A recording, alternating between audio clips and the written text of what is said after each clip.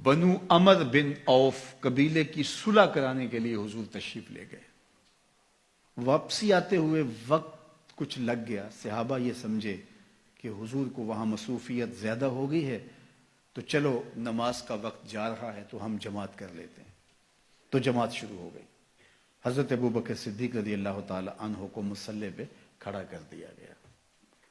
چونکہ ایک موقع آیا حضور نے حضرت ابوبکر کو مصلی پہ کھڑا ہونے کا حکم دیا. مرو ابا بکر فلیصلی بالناس.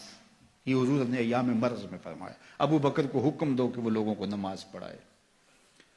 حضرت عائشہ رضی اللہ تعالیٰ عنہ فرماتی ہیں کہ میں نے کہا حضور وہ رقیق القلب ہیں, جب مصلی پہ آپ کو نہیں پائیں گے تو وہ گوارا نہیں کر پائیں گے, یہ حکم کسی اور کے لیے ارشاد کر دیجیے. حضور نے پھر فرمایا مرو ابا بکر فلیصلی بالناس. ابو بکر کو حکم دو کہ وہ لوگوں کو نماز پڑھائے.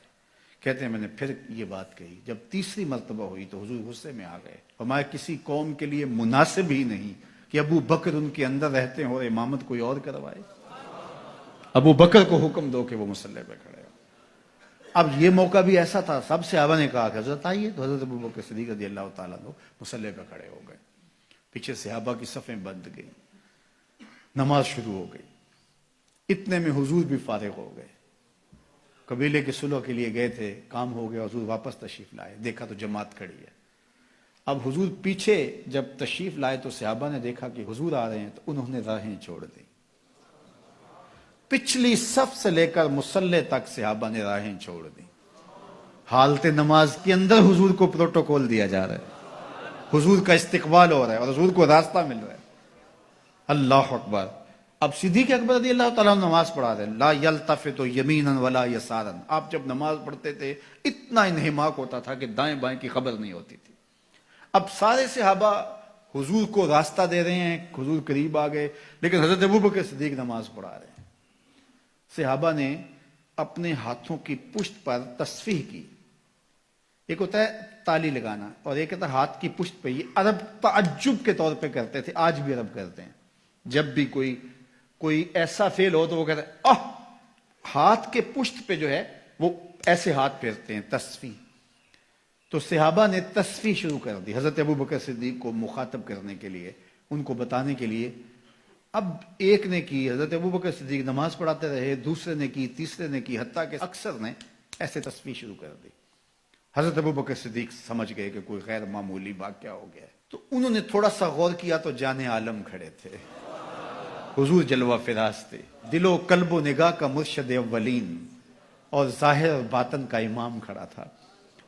تو حضرت ابوبکر صدیق پیچھے سرکنے لگے. تو حضور نے ہاتھ سے اشارہ کر کے ان کو وہی نماز پڑھانے کے لیے ارشاد کیا کہ تم ہی کھڑے رہو. لیکن حضرت ابوبکر صدیق اشارہ دیکھنے کے باوجود پھر تشریف لے آئے اور حضور پھر مصلی پہ تشریف لائے, نماز پڑھائی, سلام پھرا. پھر حضرت ابوبکر صدیق سے مخاطب ہوئے. کہا ابو بکر جب میں نے کہا تھا کہ تم نماز کے مصلی پہ رہو, تم اس کے باوجود پیچھے کیوں آگے؟ تو سنو حضرت ابو بکر نے کیا جواب دیا. یہ سارا واقعہ بخاری میں ہے. حضرت ابو بکر نے کہا ما کانا لابن ابی قحافہ ان یؤم رسول اللہ. یا رسول اللہ صلی اللہ علیہ وآلہ وسلم, ابو قحافہ کے بیٹے کی یہ جرت کب ہوئی کہ رسول اللہ کے آگے کھڑا ہو کے نماز پڑھائے؟ اللہ اکبر. اب حالت نماز میں حضرت ابوبکر صدیق رضی اللہ تعالی عنہ پیچھے سے رکھ گئے اور حضور مصلی امامت پہ آتے ہیں. صحابہ نے راستہ چھوڑا. یہ ہے رسول اللہ کی تعظیم, یہ ہے رسول اللہ کا پروٹوکول. ہمیں تاریخ بتاتی ہے کہ صلح حدیبیہ کے بعد سیدھا فتح مکہ ہوا ہے, کوئی جنگ درمیان میں نہیں ہوئی.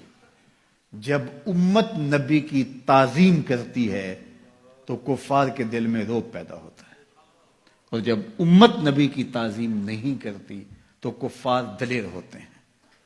یہ جو خاکے روز تراشے جا رہے ہیں اور یہ روز قیامتیں توڑی جا رہی ہیں, یہ کوئی اتفاقاً تھوڑا ہو رہا ہے. یہ سب کچھ اس لیے کیا جا رہا ہے, سب کچھ اس لیے کیا جا رہا ہے کہ امت کے سینوں سے حضور کی محبت کا جوہر نکال دیا جائے, حضور علیہ السلام کی تکریم ان کے سینوں میں کم ہو جائے. کیونکہ تسلسل کے ساتھ ایک چیز بار بار جب کی جائے گی اور اگر یہ اس کو گوارا کرنے لگ جائیں گے تو پھر یہ قابل تسخیر ہو جائیں گے. پہلے ہی ہم نے اس کو کافی حد تک ان کو مسخر کر لیا ہے, ان کے جغرافیے بھی توڑ کے رکھ دیں گے. تو یہ دشمن کی سازش ہوتی ہے.